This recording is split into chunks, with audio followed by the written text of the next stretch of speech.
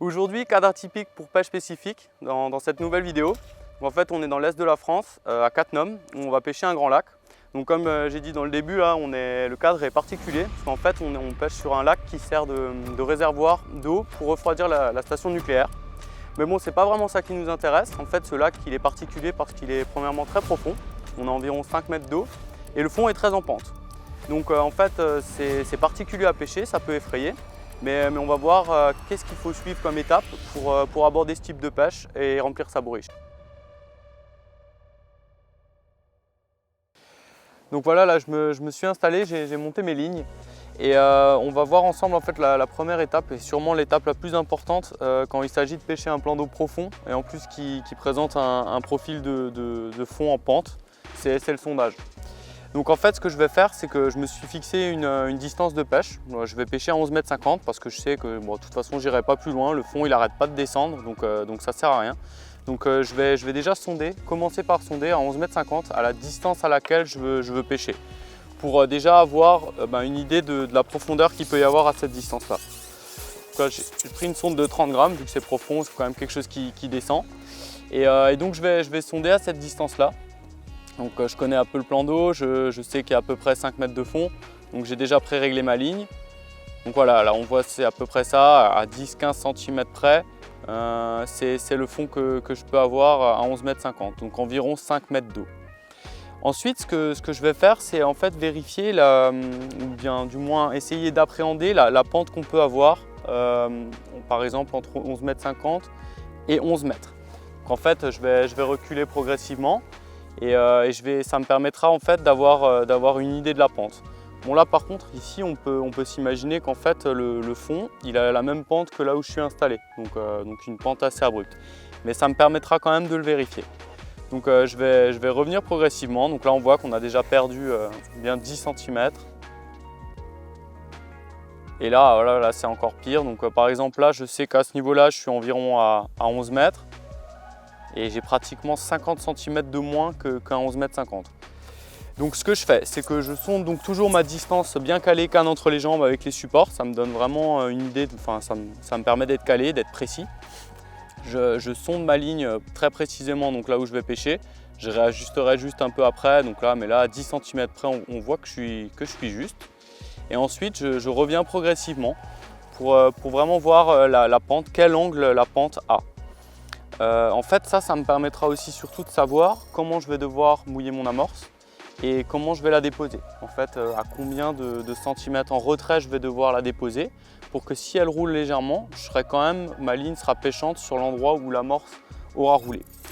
Donc là, par exemple, quand c'est un profil comme ça, moi je pense qu'il faut environ amorcer à un demi-mètre en retrait de sa pointe pour bien positionner sa ligne ensuite en action de pêche.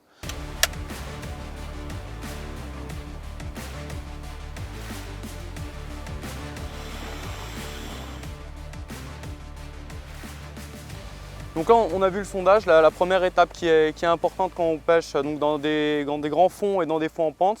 La deuxième chose bien sûr ce qui est importante c'est l'amorçage. Malgré qu'on est sur une grande étendue d'eau, c'est pas que j'ai pas confiance en mes qualités de joueur de pétanque, mais je vais privilégier la coupelle. En fait, ça me permet quand même d'amorcer plus précisément. Par contre, je vais faire tomber les boules de haut, en fait, pour quand même faire du bruit, pour attirer les poissons d'un peu plus loin. Et ce que je vais faire, donc comme j'ai dit, c'est que je vais les mettre un peu plus courts. Donc là, pour vous montrer, j'ai comme repère, je vais amorcer environ 50 cm plus court. Ça correspond en fait au début de ma sérigraphie. Ce qu'on peut faire aussi, c'est mettre un bout de scotch si vous ne trouvez pas de repère sur votre canne. Donc en fait, je vais amorcer un peu plus court, toujours en tenant ma sérigraphie. Et quand je pêcherai ensuite, donc en position de pêche, canne entre les jambes, je serai toujours en fait sur les boules qui auraient pu rouler légèrement et donc je serai toujours sur mes éches. Pour l'amorce en elle-même, elle n'a rien de spécifique. C'est une amorce tout à fait classique avec une grosse base de chapelure de pin. Pourquoi? Parce qu'en fait, ça donne une texture qui va permettre d'être assez spongieuse. Et en fait, c'est ce que je recherche sur ce type de pêche. Parce que ça permettra donc à l'amorce de se déliter et de se claquer sur le fond. Ensuite, au niveau des terres, j'en ai mis environ 30 %. Alors la première terre, c'est de la terre de rivière. Pourquoi? Parce que comme j'ai dit, je veux que l'amorce elle se plaque.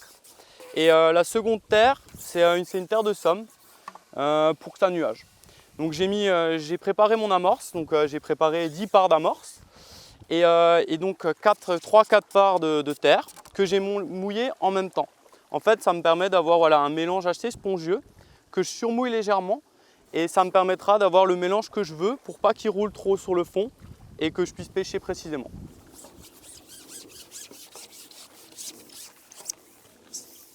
Voilà bien mon repère, en face aussi, et je les laisse tomber de haut pour quand même faire un appel.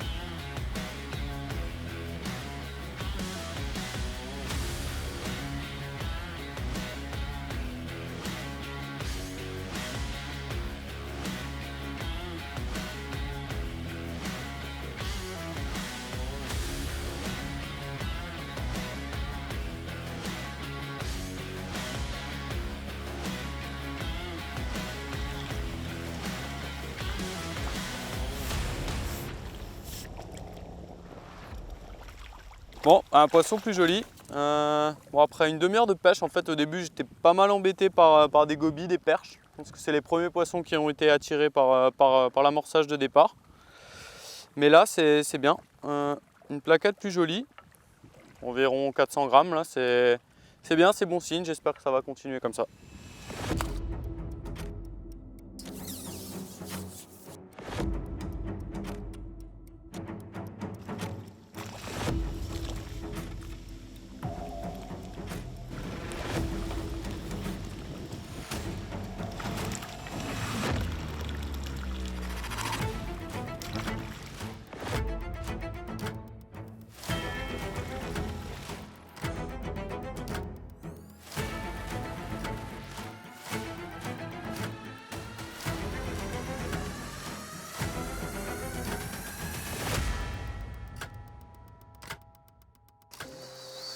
Bon, ben, on est au milieu de pêche. Là, les poissons, ils sont vraiment rentrés comme des fous. Aussi bien les petits poissons comme tout à l'heure que des plus jolies plaquettes. Mais la majorité, c'est quand même des plaquettes comme ça. Mais il n'y a pas de secret en fait. C'est à force de rappeler que les poissons sont rentrés. Il faut vraiment rappeler de manière soutenue et régulière. Pourtant au départ on avait quand même mis pas mal. J'avais calibré environ une quinzaine de boules comme une mandarine qu'on a fait donc tomber de haut. On avait incorporé pas mal d'èches, on avait mis des pinky morts, quelques pinky vivants, du fouillis de verre de vase.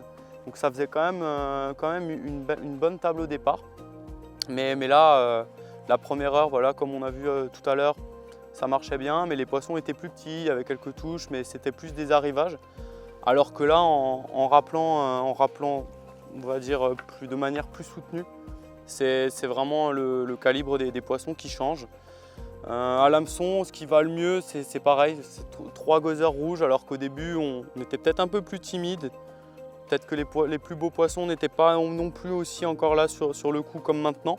Mais là, ce qui va le mieux, c'est 3 gothers rouges sur un hameçon de 16.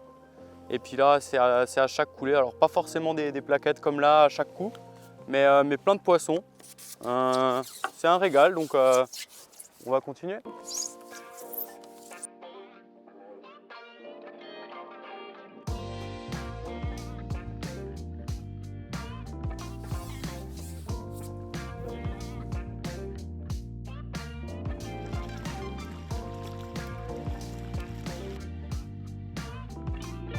Donc on a vu l'importance du sondage et de l'amorçage, aussi bien du type d'amorce que de la manière d'amorcer au niveau des longueurs.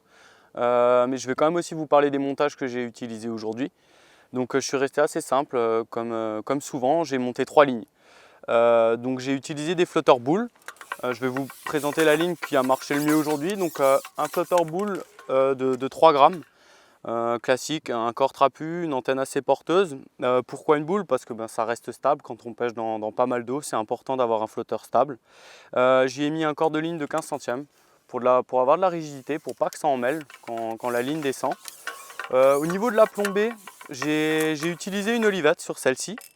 sur la ligne la plus lourde. Donc une olivette, quelques cendrés en dessous et 3 plombs cendrés jusqu'à mon bas de ligne pour avoir un peu de souplesse. Donc une olivette pour descendre rapidement dans la couche d'eau et que ça soit bien stable, et ensuite des plombs cendrés qui garantissent un peu de souplesse. Pour ces pêches de plaquettes, c'est parfait. Au niveau du bas de ligne, j'ai utilisé un bas de ligne de 15 cm en 9 centièmes avec un GPS numéro 16. C'est un hameçon que j'aime beaucoup utiliser sur ce type de pêche. En plus, voilà, on a mis 3 gozaires à l'hameçon, donc il n'y avait pas besoin de finasser. Pour être en cohérence avec l'hameçon, j'ai utilisé, puis les poissons qu'on a pris, j'ai utilisé un élastique un peu particulier. Enfin, c'est un élastique doublé. En fait, c'est un 0,8 doublé que j'ai monté sur 3 éléments. Ça me permet en fait d'avoir quand même un peu de rigidité au départ pour bien piquer les poissons. Quand on fait dans tellement d'eau, c'est important d'avoir un peu de quelque chose de rigide. Par contre, après, quand on ramène les poissons, qui sont des plaquettes, qui ont des bouches délicates, ça a un peu de souplesse vu que je l'ai monté sur une plus grande longueur. Ensuite, les 2 autres lignes, comme je vous ai dit, même flotteur, pareil, une boule. J'ai monté donc 2 autres lignes, une 2 grammes et une 1 gramme. La 2 grammes, elle était bien au début de la pêche, quand c'était un peu plus compliqué. La seule différence, c'est que j'ai mis des plombs cendrés et un hameçon plus petit, c'est un hameçon de 18, parce qu'on a éché des pinky, donc là ça allait bien. Et la ligne d'1 gramme, elle par contre, je l'ai un peu montée pour décorer. Je ne l'ai pas utilisée du tout. Maintenant il pleut, mais avant il y avait plus de vent, ça ne pêchait pas du tout. Donc aujourd'hui vraiment ce qui allait le mieux, c'était la 3 grammes, 2 grammes en début, partie de pêche quand c'était un peu plus compliqué, et ensuite 3 grammes quand les poissons sont vraiment rentrés sur les coups. Bon voilà, la journée de pêche se termine. Donc je me suis mis dans la pente pour vous faire ce petit résumé, ça permet de bien visualiser en plus. Bon, c'est vrai que c'est une pêche atypique dans le sens où cet étang il est vraiment profond et pentu, mais il y a aussi plein de poissons et c'est souvent le cas.